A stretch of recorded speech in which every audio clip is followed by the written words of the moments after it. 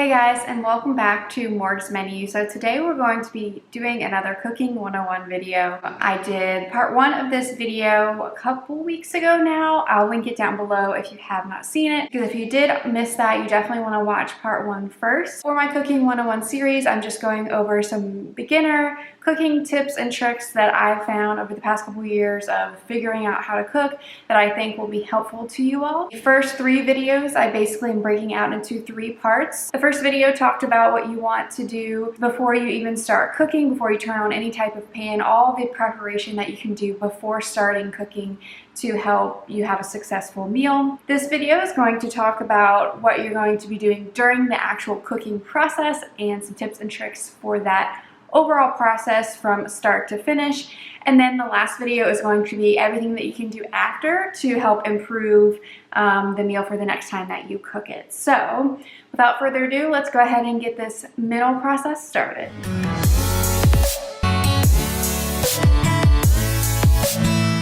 So in keeping similar to the last video, I have 8 tips to share with you today. So tip number 1, last time I talked about everything that you do before turning on a pan. So tip number 1 should talk about turning on a pan. So tip number 1 is to make sure you always preheat your pans before you try and start cooking any food in them. Now, when I talk about pan, I'm talking about a saute pan, not necessarily like a baking sheet. Most of the time, unless the recipe specifically calls for it, you're not going to be preheating your baking sheets in the oven beforehand. However, you do want to make sure that you are preheating your saute pans before you cook any meat, vegetables, anything like that inside of them. This is going to help keep everything really consistent as it's cooking, especially if you are using oil or butter or something on the bottom of the pan. If you put something in a cold pan with that in it, all the food is going to do is just soak all of that oil and stuff up off of the pan, and then you're just going to end up with kind of oily or mushy food and a texture that you don't really want it to be. So it's very important to make sure you're preheating your pan first. That way everything cooks evenly. Specifically for meat, you're gonna want to preheat your pan first, because if you're looking to get that really pretty like brown sear on the outside of chicken, steak, whatever you're cooking, you're going to need to have your pan already hot before you put anything in it to make sure you get that nice crispy brown outside. So tip number 2 goes along with tip number 1, and the fact that if you are preheating your pan and it is a non-stick pan, which most people use, and I would definitely recommend to use so that you don't have any disasters, definitely make sure you are putting some oil or butter or whatever it is that you're using to cook with in the non-stick pan as you turn it on. So as soon as you turn it on, you want to go ahead and throw that in. A lot of times with non-stick pans, what can happen over time is if you let them preheat fully and get hot before you put any oil or anything in them, the actual non-stick surface can slowly burn off. It's not going to be something that you're going to notice immediately, and if you mess it up a couple times, it's not going to like really hurt your pan. But if you constantly do that over and over again, even on a nicer, expensive pan, it's going to slowly burn off, and then your pan's just going to be not non-stick anymore. And if you ever try to cook an egg or chicken or anything on a not non-stick pan, it's not fun for anyone, no matter how good of a chef you are. So definitely make sure you're putting your oil and different things in the pan and letting that preheat as well. That's gonna help everything, again, heat up at the same time, so that when you put that chicken or whatever into the pan with the oil's already hot and even along with the whole pan surface.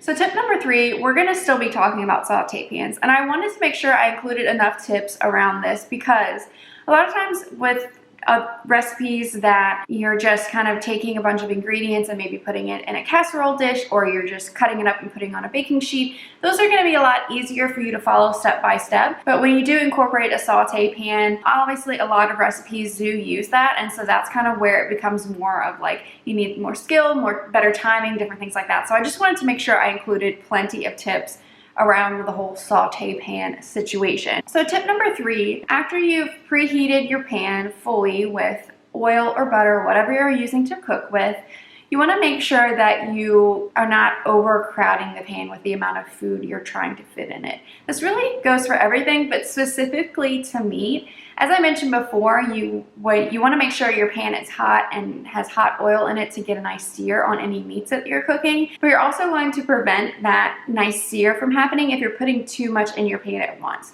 If you want some really crispy vegetables, things like that, that's going to apply the same way. So if, say you're doing a meal prep recipe and you have just a normal kind of saute pan that's maybe the size of a dinner plate or something like that, typically you're not going to be able to cook the amount of meat that you would need for 4 recipes in that little saute pan. For instance, like some chicken tenders or some chicken thighs or something like that, and you're trying to make 4 or 5 servings out of that, you're typically not going to be able to fit all of your meat in one pan without overcrowding your pan. Even though it might take you a little bit longer, I would definitely recommend to kind of break up your batches when you're cooking if you have a smaller pan, because even if, say, you have 6 chicken thighs, if you try and stuff all 6 of them in there at once, it's really going to end up, by the time they all cook all the way through, it's going to end up taking about the same time as if you did 2 batches in 3. But if you do them in the 3, it's going to cook better, it's going to cook more even, and it's going to cook a lot crispier and nice on the outside. So tip number 4, we're moving away from pans and we're talking about spices. Spices are extremely important in the outcome of a dish. You might be able to come out with a dish decent with just some salt and pepper and some basic stuff, but you're really going to take your dishes to the next level if you correctly spice them. And by doing that, you want to make sure you're following the recipe's recommendations. I feel like a lot, especially when I was starting out, I would see a recommendation to put, a full teaspoon or half a tablespoon or something like that of a spice, and I'd be like, no, that's too much, I'm going to put less than that, or no, I'll eyeball that and it'll still be right. But then when I actually took the time to follow the recipes more closely to the actual amounts of spices it was recommending, and I actually started measuring and realizing the amounts of spices it was actually calling for when it said a teaspoon versus tablespoon and things like that, it made a huge difference in my recipes and the overall flavor and taste of my recipes. Bottom line is, don't be scared of spices. Really, spices are just going to enhance the flavors that you've got going on with all the different ingredients, and it's going to be really hard for you to mess up something by putting too much spices in it, unless it's something spicy like cayenne or something like that and you dump way too much and it's too hot that you can't eat it, or you just dump an entire bottle of garlic powder on it. That might be bad. But if you want to measure it out, and if you're used to measurements and kind of know those, kind of follow more closely what the recipe recommends, and don't be scared of spices or even adding to the spices that a recipe calls for. Sometimes I find that I need to add different spices or more spices, so just play around. Don't be scared of spices, because really overall, especially if you're cooking a meal for more than one person, you're really going to need more spices than you actually think. So tip number 5 kind of goes along with the spices situation, and taste what you can as you go. A lot of times I will be kind of like off-put to this, but I don't really know why. I'm not recommending you like take a bite, put it back in if you're serving a bunch of people. Obviously you don't want to like put your germs all over while you're eating and that kind of stuff, but if you have a little spoon or something, pull that out, taste what you can as you go. If it's a sauce, if it's, a vegetable that you're cooking or something like that. Because maybe you'll taste that sauteed vegetable and realize, wow, I need a little more salt and pepper. This would taste a lot better if I added more spices. Or you might realize, oh, I put in this is too spicy. Let me put some other ingredient in that will kind of help cut that spice down.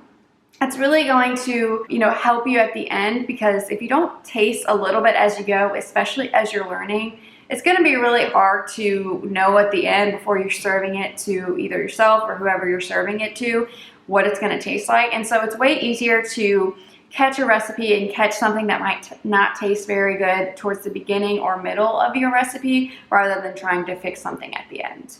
So tip number 6 kind of goes along with some of the things I mentioned in the first video, and that's try not to multitask too many things at once when you are cooking. This will help, again, as I mentioned, to kind of prep everything that you can before you start cooking. But if you have a recipe, say you want to pair it with, 1 or 2 different sides, make sure you're not having to pay attention to all 3 or 4 of those things at one time. Especially if you're trying a new recipe that requires a lot of different work, like I said, in a saute pan or something like that. Try and make sure your 2 sides don't also involve saute pans, because if you start having more than like 2, 3 pans on your stove at once, anyone, even who has been cooking for a long time, is going to get overwhelmed in the timing and making sure everything's going okay. So just try not to multitask. A way you can do that is, you know, when you're trying out a recipe, if it does, you know, have a bunch of different things that you have to do for the one main dish in a saute pan or something like that, prepare your 2 sides to be just things that you can throw in the oven,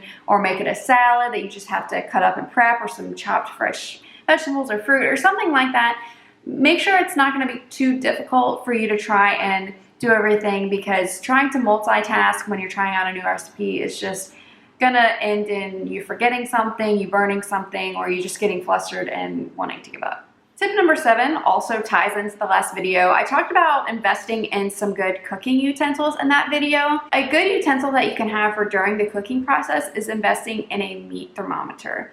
I actually didn't have one of these up until I hosted Thanksgiving, and I bought one to make sure I could measure the temperature of my turkey. Makes sense. Most of the meats and different things I cooked have been in saute pans, or they just like bake in the oven for 30 minutes. I cooked like chicken breast, but not like whole chicken and things like that. But I found that ever since I bought that meat thermometer back in November of last year, so 5 months ago now, it's really come in handy when I just do meal preps or different things like that. I used to, when I would, you know, like saute chicken or bake chicken, I'd pull it out of the oven and I have to cut it down the middle to make sure it was completely cooked and things like that. But now I can just use my meat thermometer. I can just put it in there. If it needs to go back in for a little while, I already know it. Then I'm not having to cut up everything, and it's already have knives and forks and all that good stuff. I will mention that I got my meat thermometer from Amazon for $10, I think, something like that. I'll link it down below. It's nothing special. You can probably get them anywhere, like I said before, Walmart, Target, whatever, any of those places I'm sure would have one. But I think it's a really good investment and will make your life easier. All right, and the final tip, tip number 8, is to try and clean up as much as you can as you go. And some of you might be thinking, well, actually, you know, at my house, if I cook, then my roommate does the dishes, or my boyfriend or my husband or whatever, whoever does the dishes. And that's the case for me. Typically, I cook. As you guys probably can tell from my YouTube videos, I'm typically the one who cooks, and Mitch does the dishes and cleaning. But it's going to make your life easier cooking if you have more of a cleaned area as you go, especially if you have a recipe that takes a decent amount of time, and it's going to take you, you know, an hour or so from start to finish to completely complete the recipe. It's going to be a lot easier if, as you go, even if it's as simple as you taking a bowl or you know, utensil or whatever and putting it in the sink or beside the sink, or just rinsing something, throwing it in the dishwasher. You know, obviously you don't have to go in and start really like scrubbing things down and fully doing the dishes while you're cooking, because again, we're not trying to do too many things at once, but it's really going to help you if you just put some things to the side, get them out of your way, get them on a surface that you're not planning on using. That way you're not gonna use something that's dirty, that shouldn't be reused. That way it's not in your way. If you go to take a pan out of the oven and you have no space on your counter because you have all your dirty dishes brought out, it's just gonna make your life a lot easier if you have decent working surfaces without a bunch of dirty dishes everywhere. If you just kind of pick up more as you go, I guess really pick up as you go versus clean as you go. Alright, and that's going to conclude today's video as far as making the overall cooking process a little bit easier for you. As I mentioned in the beginning, it's going to be really important and helpful for you to watch all 3 parts of this video. So if you did miss the first one, definitely go check that out, because you're going to want to do everything that you can before you start to really prepare yourself so that this process and all the tips that I told you about in this video can be implemented. And it can all tie together to have a good meal at the end. Stay tuned for part 3 of this video, as well as the remaining videos that I'll be doing in this series. As I mentioned, I'm going to be doing these. I'm going to be doing tips on meal prepping, making budget-friendly meals, different things like that. If you have any requests or anything that you want me to discuss on any of the videos, make sure you leave those in comments down below. If you're new here and haven't yet subscribed, make sure you go and subscribe so you don't miss out on any of the videos that I post on Wednesdays and Sundays. Thanks again for watching Morgs Menu, and I hope you have a great day. Bye guys.